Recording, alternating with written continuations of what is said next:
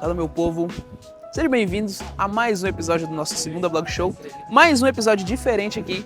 A gente está aqui exatamente em frente ao Hospital do Rim de Janaúba para uma entrevista muito bacana com o Dr. Pedro César, que é nefrologista aqui da cidade de Janaúba. Então, hoje a gente vai conhecer bastidores, a gente vai falar com várias pessoas aqui do hospital, tenho certeza que vai ser um conteúdo muito diferente. Se você ainda não é inscrito nesse canal, se inscreve agora e já nos siga no Instagram. Me siga, @oluan.raw, e fique por dentro de tudo que acontece aqui. E eu já tô tomando minha água, amigo, porque eu recebi muito esse aviso. É o crucial da vida, né, doutor? Beber uma aguinha, amanhã a tampinha caiu. Como é que você tá? Luan? Joia? Bom Prazer. demais, prazer, tudo bem, pessoal? E aí, doutor? Quero que o senhor me conte um pouco dos bastidores aqui do Hospital do Rim de Janaúba, tudo que rola. Inclusive, a gente já estava tendo uma conversa aqui antecipada em relação à quantia de água que é usada aqui no hospital, que é uma coisa assim, totalmente fora da curva. A água é fundamental não só para beber, mas também para o nosso dia a dia, sabe, Luan? A gente usa uma quantidade grande, vou convidar vocês a conhecer a clínica, conhecer os bastidores. Hoje vocês vão sair com uma boa noção do que é uma clínica de hemodiálise e como que ela funciona, tá? Vamos lá? Doutor, e o senhor já está aqui na clínica há quanto tempo? Bom, aqui na clínica já tem um pouco mais de 2 anos, quase 3 anos que a gente trabalha. Fui convidado a trabalhar aqui pelo pessoal e apaixonei pela cidade, pelo serviço. A organização aqui é fora da curva. Não é porque é uma clínica que a gente trabalha não, mas pode ser referência para as outras clínicas, inclusive clínicas de Belo Horizonte, de centros muito maiores. Vocês estão diante do que tem de melhor do ponto de vista de hemodiálise em todo Minas Gerais. Tá? Nossa clínica aqui, ela 100% SUS e oferece um tratamento muito humano e muito adequado para os pacientes. E hoje, doutor, o senhor tem acesso a essa informação, mas quantas pessoas trabalham hoje aqui na clínica? E quantos pacientes vocês atendem aqui diariamente?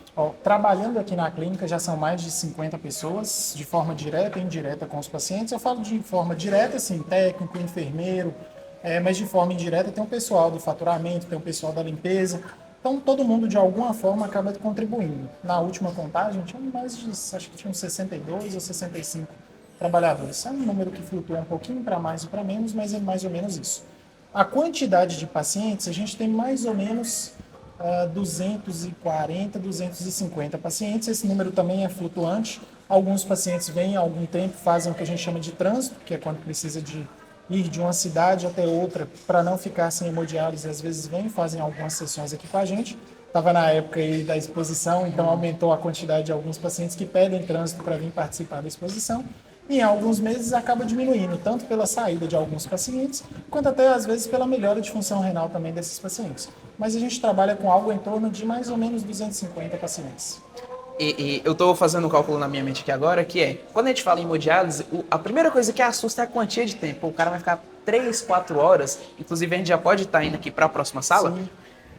Porque quando a gente pensa nessa quantidade e a quantidade de pessoas que possam vir a precisar desse trabalho, a gente pensa, cara, se mais ou menos nessa base de tempo, o hospital consegue atender 3 pessoas por dia. 12 horas, 3 pessoas. Então, é necessário uma estrutura gigantesca para conseguir atender uma cidade inteira.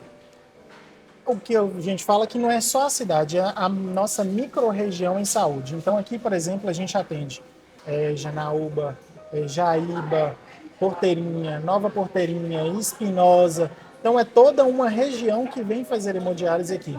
A gente tem de capacidade instalada, são 60 máquinas em 2 salões de hemodiálise. Essas 60 máquinas, claro, elas às vezes não vão estar ligadas ao mesmo tempo, mas são 3 turnos de hemodiálise nas segundas, quartas e sextas e 2 turnos de hemodiálise nas terças e quintas. Aqui agora nós estamos entre períodos, entre um turno e outro, onde todas as máquinas são limpas, o chão é limpo, tudo é preparado para receber nossos pacientes na próxima sessão de diálise. Cada sessão ela dura 3 horas e meia a 4 horas, depende muito da necessidade do nosso paciente. E aí todas as sessões a gente tem 2 médicos disponíveis para esses pacientes, um técnico para cada 5 ou 6 pacientes, 1 a 2 enfermeiros por turno. Então, e o pessoal no feedback, no background, né? Que é pessoal de limpeza, pessoal de assistência farmacêutica. Então, tem toda essa equipe trabalhando durante as sessões. Ótimo. Pessoal, estava aqui na sala de edição, aqui no estúdio Victor Pimentel, e fiz uma pausa para falar para vocês da Mendes Freitas Odontologia e Estética Avançada. Se você tiver com aquela carizinha, aquela dor no dente, algo que esteja te impedindo de sorrir, amigo, para de perder tempo e vem para Mendes Freitas. Tem um QR Code aqui na tela que você vai escanear e vai falar diretamente com a nossa equipe de atendimento. Pessoal, preciso sorrir. A nossa missão da Mendes Freitas é fazer você sorrir. Então, entre em contato agora, agende o seu atendimento que vai por mim, é muito tranquilo. Esses dias eu tive que fazer um implante. E cara, eu tava suando frio só de pensar nisso, porque, cara, vai furar o meu osso, meu Deus. Gente, é a coisa mais tranquila do planeta. O Dr. John vai te atender e, amigos, o homem tem uma mão leve, viu? O homem é bom. Eu tava morrendo de medo, mas pode ir na tranquilidade. Escaneie o QR Code agora e agende o seu procedimento. Mendes Freitas, Odontologia e Estética Avançada. Doutor, então explica pra gente o que pode vir a causar esse problema nos rins, que pode ocasionar alguma possível hemodiálise. E outra pergunta que é importante também, há outro tratamento para os rins a não ser hemodiálise? Então vamos lá, né? Eu falo que basicamente existem 5 a 6 doenças que podem levar um paciente para hemodiálise. As duas maiores disparadas são hipertensão e diabetes. Hipertensão e diabetes mal controlado a longo prazo pode vir a levar o paciente à hemodiálise. Eu falo, até brinco com os meus pacientes no consultório, eu falo assim, Papai do Céu vira pra gente e fala assim, um rim só, você poderia viver tranquilamente o resto da sua vida sem problema nenhum. Tanto é que tem pacientes que recebem rim de outras pessoas por doação de órgão doador vivo. E o doador e o receptor vivem com um rim só a vida toda ali, sem nenhum problema.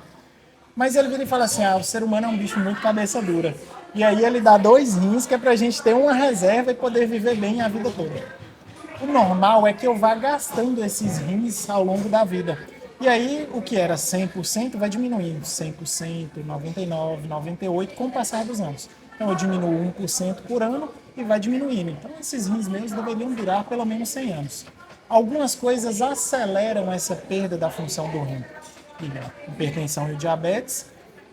Algumas doenças que a gente chama de glomerulopatias, que são doenças que vão atacar o próprio rim, é como se fosse o corpo atacando o próprio rim, obstruções por cálculos, infecções, lúpus. Então eu tenho algumas doenças que vão acelerar essa perda de função renal.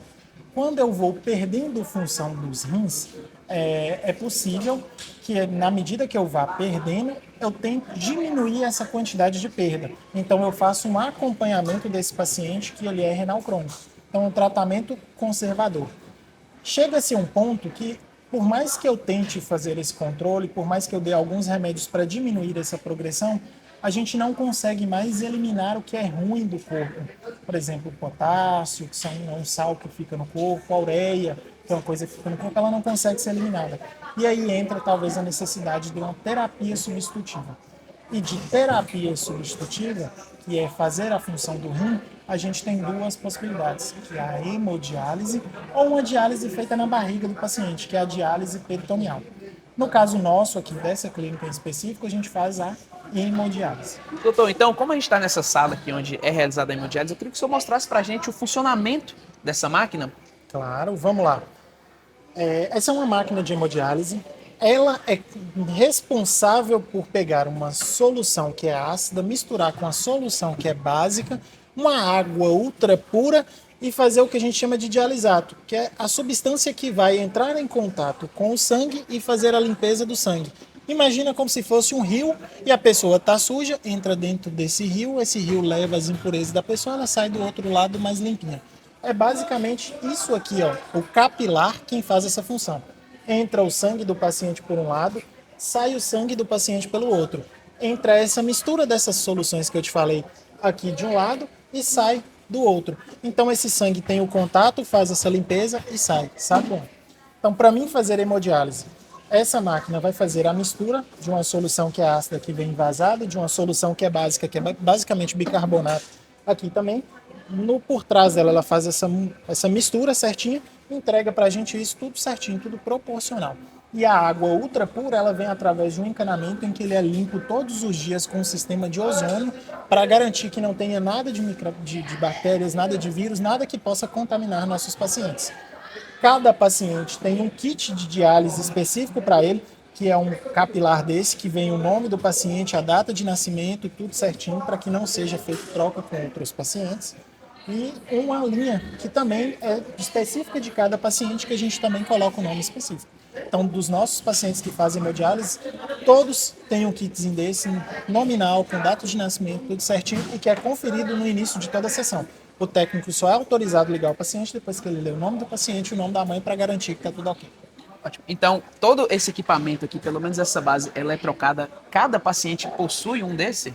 Cada paciente possui um desse, cada capilar desse aqui, ele é monitorizado num local onde é que a gente tem, que a gente chama de sala de reuso. Esse material ele pode ser o de uso único, mas ele também pode ser reutilizável. Existem alguns critérios para reutilização. Então, só é reutilizado em pacientes que a gente tem sorologias negativas, só é reutilizado quando ele está em um estado bom. A gente tem uma máquina que eu pego esse material, lavo ele lá e depois eu coloco numa máquina para ver se as fibras que estão dentro são fibras boas. Se não tiver, infelizmente, ela é descartada e aí eu pego um material novo para o paciente. Ótimo. Agora, uma dúvida que eu sempre tive em relação à hemodiálise. Literalmente, sai todo o sangue da pessoa? Não. O que você imagina? Esse é um circuito extracorpóreo. Então, à medida que o sangue está sendo puxado por essa bomba aqui, ó, para dentro do capilar, concorda comigo que ele também está sendo voltando para o paciente? Então, é um circuito, é como se fosse um braço do paciente, onde o sangue está indo e está voltando, e aí ele fica circulando no corpo e nesse circuito aqui durante 3 horas e meia. Então, na verdade, não é que eu estou tirando o sangue do paciente, lavando e voltando, mas ele está passando, sim, por essa região aqui, onde está sendo feita a limpeza. Igual como aconteceria no próprio rim do paciente. Sim, na minha cabeça saía todo, o cara ficava ali sem sangue, esperando e voltava. Mas muito interessante, doutor. Então, isso me fez pensar mais uma vez em relação a custo. O quanto o custo disso pode ser alto e o quanto deve ser difícil manter toda a estrutura dessa. Mostra o redor aqui, Johnny. A quantia de pessoas trabalhando, a quantia de máquinas. Então, o trabalho feito aqui, com certeza é um trabalho muito louvável, doutor. É de se admirar mesmo. A questão de custos é uma questão complexa para a gente. Por quê? Porque a tabela do SUS, infelizmente, é uma tabela que ela não é atualizada desde sua criação. Então, o que a gente ficaria com receio é porque é o seguinte, o que está acontecendo, na verdade? Uma grande quantidade de clínicas de hemodiálise no Brasil estão fechando suas portas. Hoje, infelizmente, as contas não se fecham, sabe? Eu tenho um custo que é cada vez mais crescente, porque os fornecedores, cada dia, por conta de dólar, por conta de demanda, por conta... estão acabando aumentando o valor. Então, as soluções têm aumentado o valor, a própria energia tem aumentado o valor, a água tem aumentado o valor, e nós não temos um aumento do valor no repasse do SUS também. Então, o capilar, que vem realmente de fora do Brasil, ele também tem esse valor aumentando cada vez mais. Vou te dar uma ideia, antes da pandemia, cada capilar desse custava algo em torno de R$37. Hoje, cada capilar desse está custando algo em torno de R$110. E, infelizmente, a gente não teve esse acréscimo pelo SUS. Então, hoje, as contas de uma clínica de diálise, elas são bem apertadas para falar que não se fecham. A gente presta um serviço realmente para uma clínica que é 100% SUS, acaba ficando meio complicado de fechar o balanço no final do mês. Vou falar uma coisa pra você. Tá grávida? Tá pensando em casar?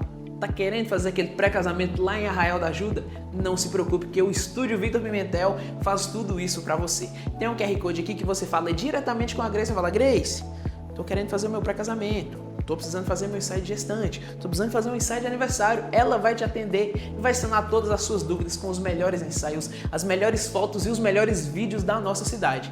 Pessoal, não perca tempo, vocês já conhecem a nossa qualidade e excelência em entrega aqui do Estúdio Victor Pimentel. Então, escaneie o QR Code agora e fale diretamente com a Grace. E tem mais, se você quiser fazer um podcast, quer criar um conteúdo, quer criar conteúdo para o Instagram, para o YouTube, para qualquer plataforma que seja, fale diretamente com o Estúdio Victor Pimentel. Não perca tempo. Então, os pacientes, eles chegam aqui na clínica com algumas queixas, né? De cansado, alguns com falta de ar, alguns com dificuldade para deambular, para andar. E aí, quando a gente inicia o tratamento dele da diálise, ele se sente bem melhor, né? Ele sente uma boca amarga antes de iniciar o tratamento.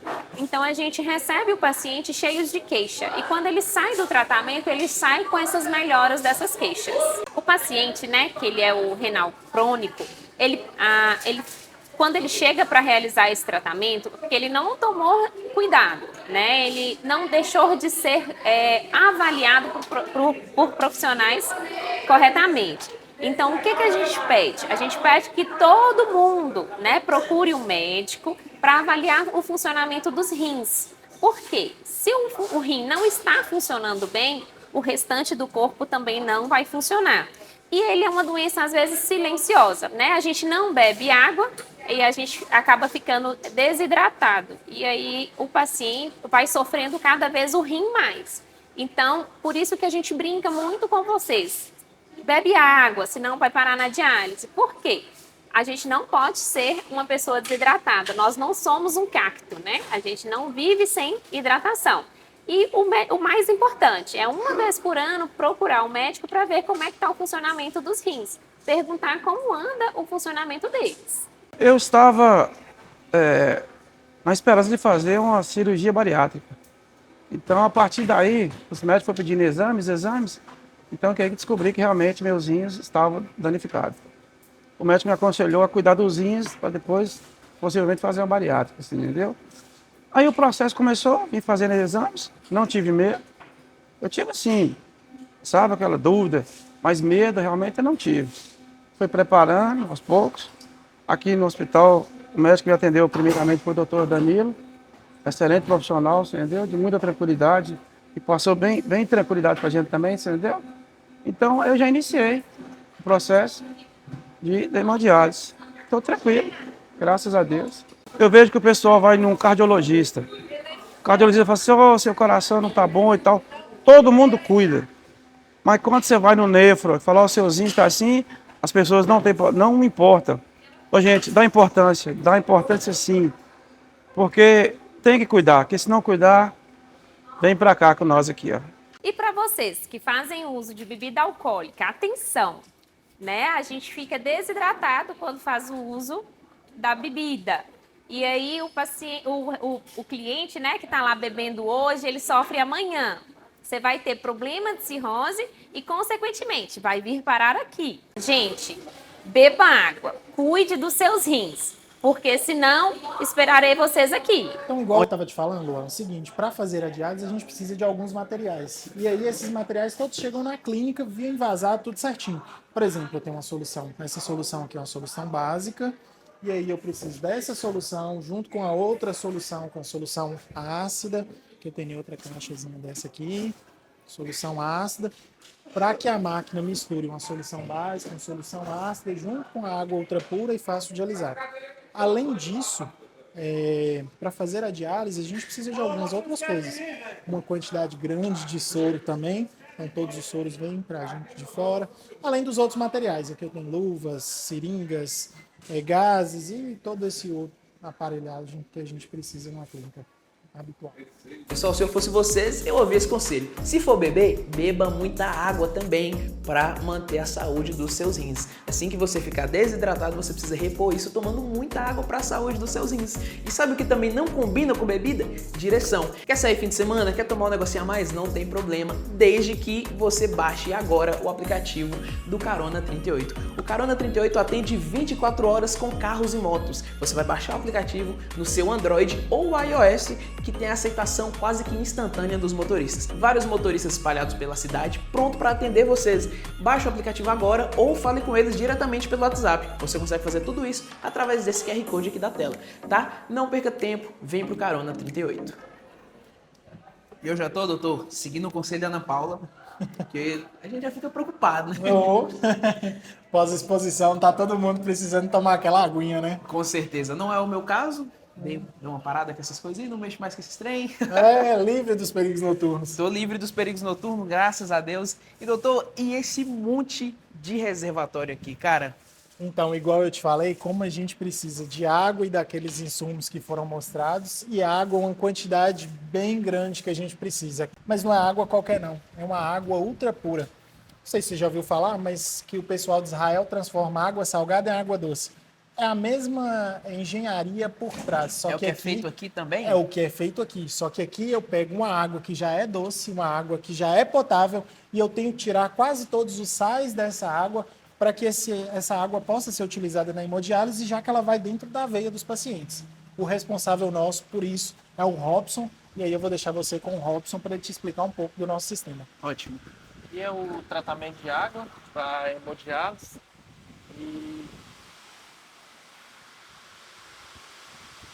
a água chega, a gente trata ela, potabiliza, aí ela chega potável aqui, aí ela é filtrada nesse filtro aqui para tirar sedimento. Ela passa pelo abrandador para tirar a dureza e passa por um filtro de carvão para tirar o cloro. Depois ela passa pela osmose para retirar os sais, para colocar ela dentro do padrão para fazer hemodiálise. Aí ela tem de ficar com condutividade abaixo de 10 microsímetros para fazer a hemodiálise. Aí aqui, toda a água que chega, ela a cada 100 litros, a osmose filtra 70 e coloca no tanque, que é uma água pronta para hemodiálise. E os outros 30 é o rejeito dessa água. Aí toda a água que é rejeitada, ela vai para um tanque lá fora e a gente aproveita 70% dela de novo, para poder reaproveitar, para não jogar essa quantidade de água fora. E cada sessão, cada hemodiálise, cada paciente, ele consome em média de uns 200 litros por sessão, durante 4 horas de hemodiálise. E a gente precisa de em torno de uns 260 litros de água potável para dar esses 200 litros para fazer a hemodiálise. E aqui dentro essa água é toda monitorada. A gente faz uma análise mensal de microbiológica para ver se ela está dentro dos padrão. Aí todo dia é feita uma desinfecção com ozônio, que faz uma desinfecção meia-noite para não ocorrer o risco de contaminação. Aí tem uma lâmpada UV também, que a água fica circulando o dia todo, durante 24 horas. Aí a lâmpada UV, toda a água que sai do tanque, passa por ela para não deixar um crescimento bacteriológico. Pessoal, você precisa ter cuidado com o seu rim, você precisa tomar bastante água, precisa fazer a sua consultinha anual e, além de cuidar do seu rim, você também precisa cuidar das pessoas que você ama. Já está com câmera na sua casa? Já está com câmera no seu estabelecimento? Não perca tempo. Fale com a JR Segurança agora e faça o seu orçamento. Luiz, preciso colocar uma câmera na minha empresa, preciso colocar uma câmera na minha casa. Tudo que há de novo em segurança, o Luiz lá na JR Segurança tem para te atender. Câmera com detector de humano, detector de movimento, sistema de vídeo monitoramento com alarme, detector de presença. Gente, fale com a JR Segurança agora. E sabe o que é mais legal? Você consegue monitorar a sua casa ou a sua empresa de qualquer lugar. Você só precisa ter o celular na mão que você vai ficar sabendo de tudo o que está acontecendo em tempo real na sua empresa ou na sua casa. Pessoal, proteja aqueles que você ama. Vem para a JR Segurança. Doutor, então para a gente iniciar esse papo aqui, eu queria que o senhor começasse falando de onde veio essa, diria, vocação ou vontade de trabalhar nessa área como nefrologista. Na verdade, a nefrologia meio que surgiu na minha vida durante minha pós-formação em medicina. Eu sou de Montes Claros, fiz faculdade lá em Montes Claros mesmo, não em Montes, e fiz residência em Montes Claros também, na Santa Casa. E aí foi um período também que começou a questão da pandemia, e aí a pandemia se ligou muito à questão de rim, que é uma doença que teve muito impacto do ponto de vista renal, então aumentou muito a quantidade de hemodiálise nos pacientes que iam e que ficavam doentes. E aí acabou que, mexendo com isso no meu dia a dia, eu virei e falei assim, cara, eu acho que eu gosto desse negócio. E hoje realmente eu não me vejo fazendo nada diferente de trabalhar com esse ponto de vista renal. Não. Mas a medicina sempre foi o foco principal ou o senhor gostava de alguma outra coisa antes? Também não, caí de paraquedas, sabe, Luan? Antes de tudo, finalizei meu terceiro ano e quando eu finalizei o terceiro ano, falei, cara, o que eu vou fazer da minha vida? Achava que não tinha nenhuma vocação para médico, falei, vou fazer alguma coisa na área de engenharia. Sempre gostei muito de cálculo. Inclusive, tinha uma professora que ela virava e falava, eu não te vejo como nada mais do que não engenheiro. Ela era professora de matemática, inclusive, Gisele. E aí, deu na minha cabeça, falei, vou fazer vestibular para gás e petróleo e aeroespacial. Tentei prova do ITA, tentei prova da UFMG, tentei a prova lá do Espírito Santo, que é onde que tinha gás e petróleo, e passei. E também fiz a prova de medicina. Só pode desencargo de contar, seu filme consciência. preferido é Interestelar? Interestelar é um ótimo filme, acho que um dos preferidos. O Christopher Nolan arrasa lá, e o filme tem uma base científica fora do comum. É difícil de entender, é muito complicado de se entender. Acho que quem não entende muito acha um filme chato, mas é fantástico a teoria por trás daquilo lá. E aí nesse contexto, passei, e mais por um desencargo de consciência que tinha um vestibular lá em Montes Claros, falei, vou tentar medicina também. Abri um leque, vai que. E acabou que eu passei em tudo. Aí quando eu passei em tudo foi aquele dilema. Mas como eu estava em casa, era uma faculdade boa, aí eu falei, vou começar. Se não der certo, se não for a minha vocação, acho que não. E foi o meu acerto da vida, que eu acho. Não me vejo hoje fazendo realmente outra coisa, não. Amigos, deu até uma fome agora, né? Então o que eu vou fazer? Eu vou pegar o meu celular e vou entrar em contato agora com o Recanto do Sabor. O que eu vou fazer? Eu vou pedir a jantinha deles, que eles servem de segunda a sexta, e eles vão entregar aqui em tempo recorde. Jantinha completa com um churrasco maravilhoso que vocês não podem perder. Pessoal, a entrega é de segunda a sexta até as 2 da tarde e no sábado e domingo até as 2:30 da tarde. Então, se você estiver vendo esse vídeo no fim de semana e ainda der tempo, peça agora, tá? Você que tá com aquela preguicinha de fazer almoço, de fazer a janta, é simples. Escaneia o QR Code, fale direto com o Recanto do Sabor. E eu vou fazer meu pedido agora, hein? Que eu tô morrendo de fome. Se a gente falar de hobby, eu vi que você colocou lá no formulário, você gosta de astronomia? Astronomia ou astrologia?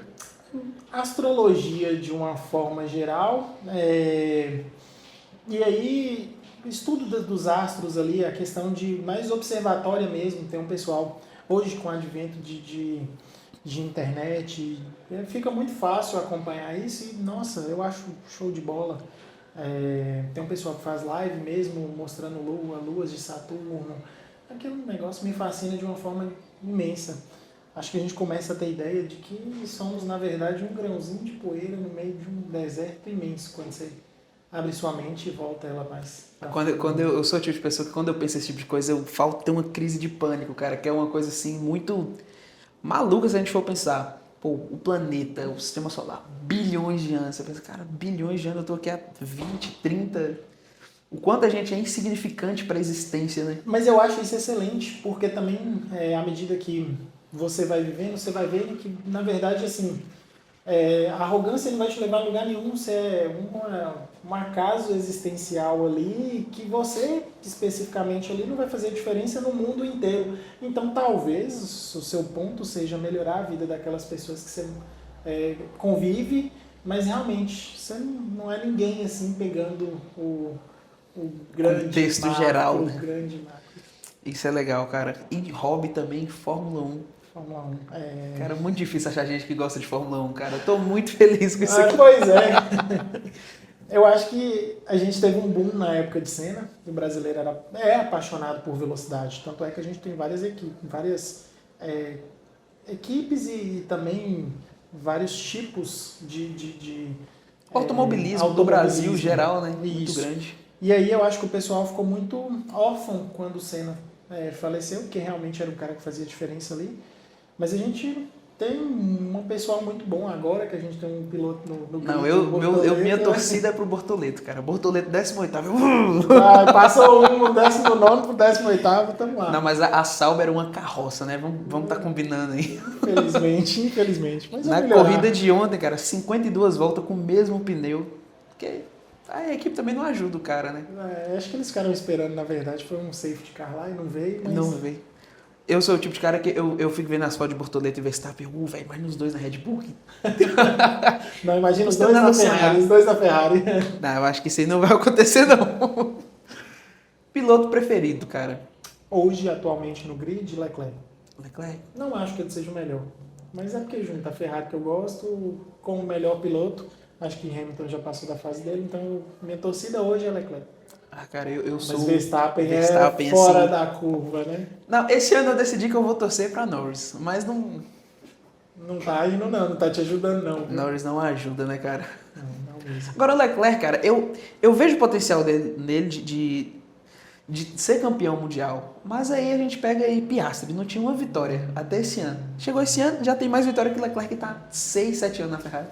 Eu acho que junta tudo, junta a questão de ter um carro bom, num momento bom e conseguir transformar isso em resultado. Acho que o Leclerc já teve carros melhores e não conseguiu também acabar transformando isso em resultado. Então, piloto bom, no momento bom, com carro bom. E aí, Piastri esse ano tá arrasando. Tá. Agora, Hamilton, será que já deu? Eu acho que, infelizmente, Hamilton já deu.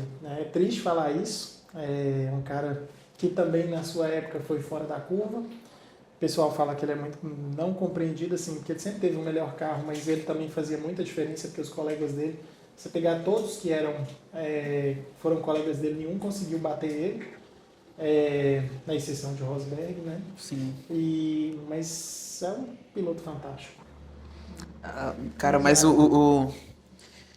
a gente pega aí a Red Bull. Como que explica Verstappen ganhar a corrida, ficar no pódio sempre e Tsunoda chega em 15º? Aí é o fator Lawson nem pontuado. humano. Aí é o fator humano. O cara com um carro que é acertado para ele e que ele consegue fazer toda a diferença. Eu acho que é isso. Você já viu a teoria que Verstappen no carro da Racing Bulls ele ganhava o campeonato? É possível que aconteça isso, viu? Eu, sem dúvidas, acho que ele no carro da McLaren ganharia o campeonato. Ah, com certeza. Eu ainda acho que ele vai ganhar com a Red Bull, cara.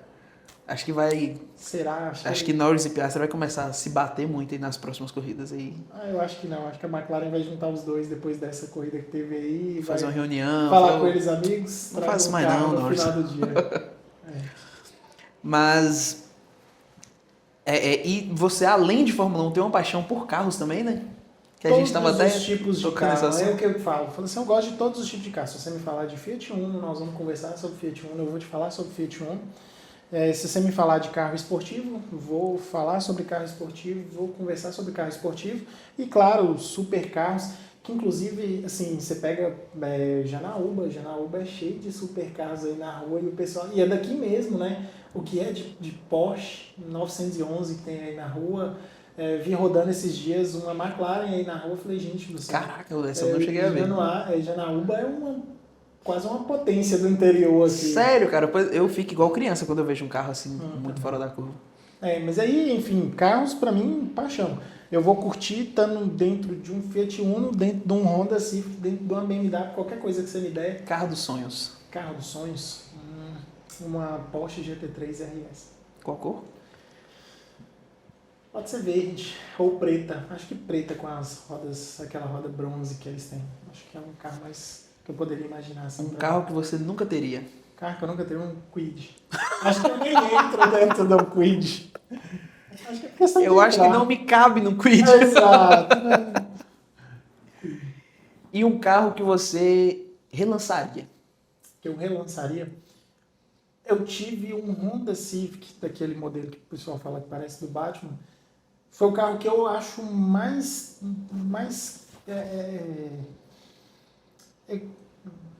como que eu digo? Único? Ele é muito confortável. Foi o carro mais confortável que eu já tive.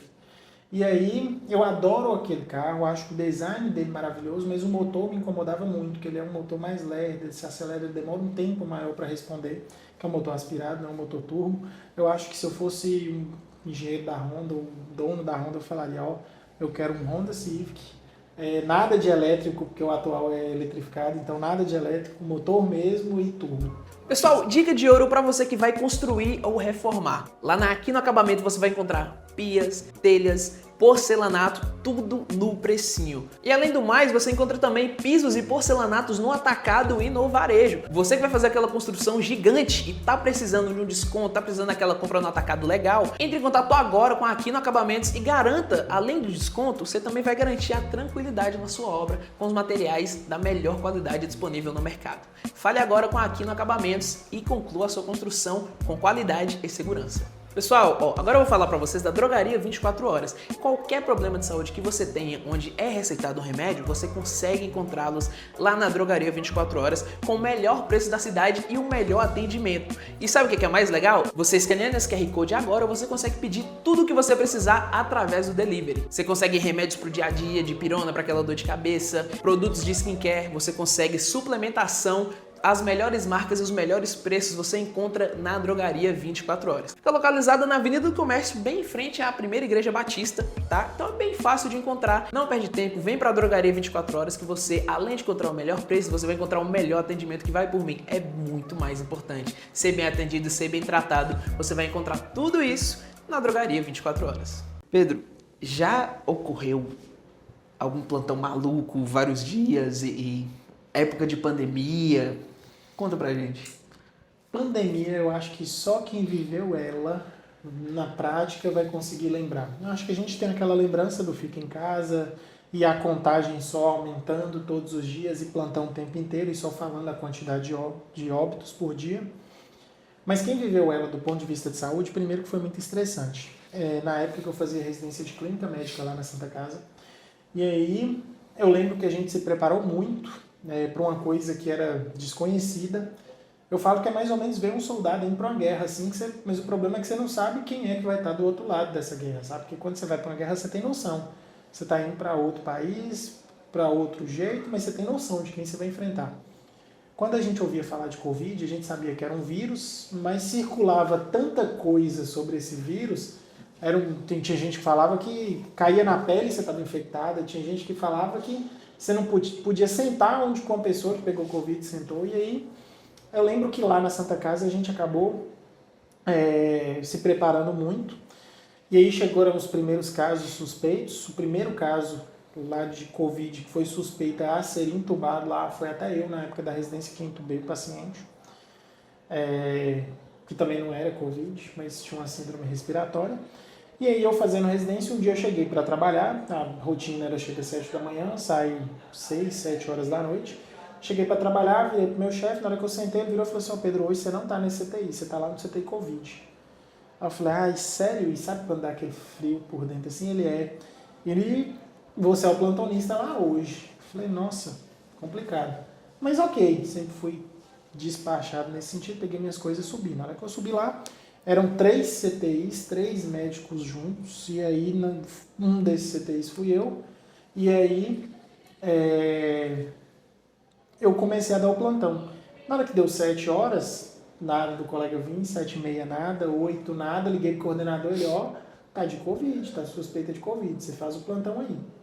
Aí o que era um turno já virou 2, no outro dia um tanto de gente adoeceu, e aí em resumo, eu fiquei de uma sexta-feira à noite até um sábado da outra semana, dando um plantão atrás do outro, e claro, a gente, entre os 3 lá, a gente se dividia para que um dormisse algum tempo, então a gente dormia picadinhos de 2h30, 3 horas. Sem ir em casa? Não, sem em casa, entrei dentro do CTI numa sexta-feira e saí desse CTI no sábado da outra semana. Quando eu saí, realmente o rosto todo ferido, porque a máscara ficava o tempo inteiro. A gente fazia pausas ali de 10, 15 minutos para almoçar, mas tinha vezes que a gente até não queria comer, porque você ficava com medo de tirar a máscara e pegar aquele negócio. Cheguei a usar fralda para poder não parar para ir no banheiro. Nossa, cara. Então foi realmente absurdo. assim. Em Montes Claros? Em Montes Claros. E era uma época onde a gente tinha 37, 40 óbitos por dia por conta de Covid. Então, aqui na cidade de Montes Claros, cara? O contador era alto. E era assim, infelizmente falecia um, já tinha outro para entrar no local. Então eu falo, quem viveu Covid sabe o que é, quem não viveu não faz ideia do que foi isso aí. Cara, e como é que fica o emocional, cara, da equipe, da galera literalmente morrer ali? Como foi a primeira vez que você teve que lidar com essa situação? A parte de medicina, a gente é sempre muito preparado para salvar o paciente. Perda de paciente é algo que sempre choca a equipe de uma forma geral. Eu falo que um dos piores dias da minha vida foi a questão de eu ter primeiro paciente que eu perdi. Sabe quando você vai para casa e você senta e fala assim: será se eu tivesse feito outra coisa, eu não teria salvo esse paciente? Será se a família está achando que fui eu que matei? Então fica aquele sentimento de culpa. Eu falo que demorou assim, uns 3, 4 meses mais ou menos para me assimilar a primeira morte do meu paciente. Então nunca é fácil.